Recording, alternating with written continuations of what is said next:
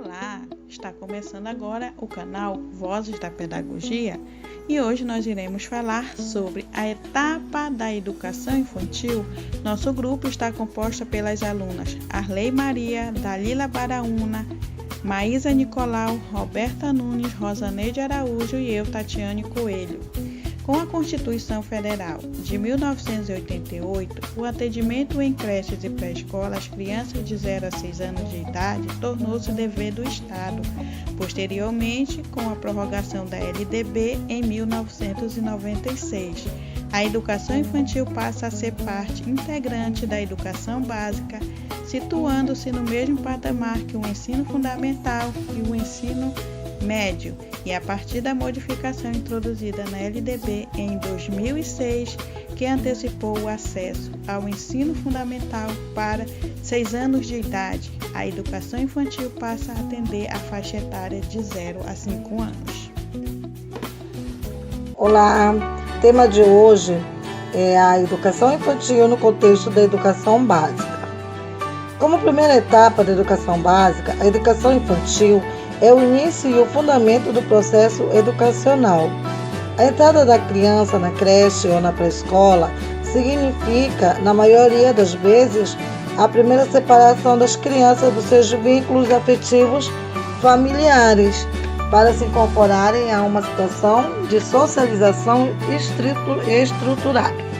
De acordo com o DECINE, que significa Diretrizes Curriculares Nacionais de Educação Infantil, em seu artigo 9, os eixos estruturantes da prática pedagógica nessa etapa da educação básica são as interações e a brincadeira, experiências nas quais as crianças podem construir e apropriar-se de conhecimentos por meio de suas ações e interações com seus pares e com os adultos, o que possibilita aprendizagens, desenvolvimento e a socialização da criança. Toda criança tem direito de aprendizagem e desenvolvimento na educação infantil, que são os direitos de conviver, brincar, participar, explorar, expressar e conhecer-se. Na educação infantil, as aprendizagens essenciais compreendem tanto comportamentos, habilidades e conhecimentos, quanto vivências que promovem a aprendizagem e o desenvolvimento nos diversos campos de experiências. Essas aprendizagens, portanto, constituem-se como objetivos de aprendizagem e desenvolvimento. Aqui são eles: o eu, o outro e o nós, corpo, gestos e movimentos, traços, sons, cores e formas, escuta, fala, pensamento e imaginação, espaços, tempos, quantidades, relações e transformações.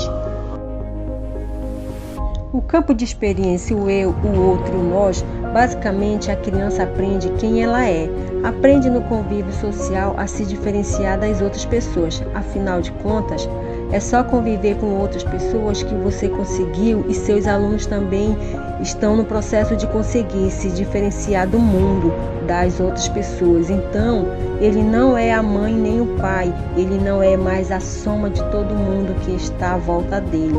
Ele é uma pessoa diferente, ao mesmo tempo ele vai aprendendo as contribuições sociais das suas diferenças. Ele percebe quem ele é e começa a se diferenciar dos outros, a elaborar a si mesmo, a partir da cultura na qual ele está inserido nesse contexto social das pessoas com quem ele convive. E quando a gente fala em corpo, gesto e movimento, a gente começa a pensar em inúmeras possibilidades. O que nós podemos atender na educação infantil, tendo em vista esse campo de experiências? Pensar em corpo é pensar na criança, poder conhecer seu próprio corpo, saber as formas, partes desse corpo, quais são as funções de cada parte, poder ter essa noção geral. Essas crianças pequenas e bebês, a gente começa a conhecendo as partes, mostrando, normeando, para que eles tenham conhecimento do corpo em si como um todo. E depois, conforme eles vão crescendo, a gente já começa a explorar as funções das partes do corpo de forma diferente, podendo mostrar diversas possibilidades de trabalhar com movimento com as crianças.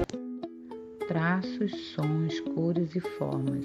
Este campo tem a intenção de estimular o contato com diferentes formas de arte, desenvolvendo a percepção estética, valorizando a análise e a produção de músicas, desenhos, pinturas, esculturas, entre outros meios de expressão. Escuta, fala, pensamento e imaginação.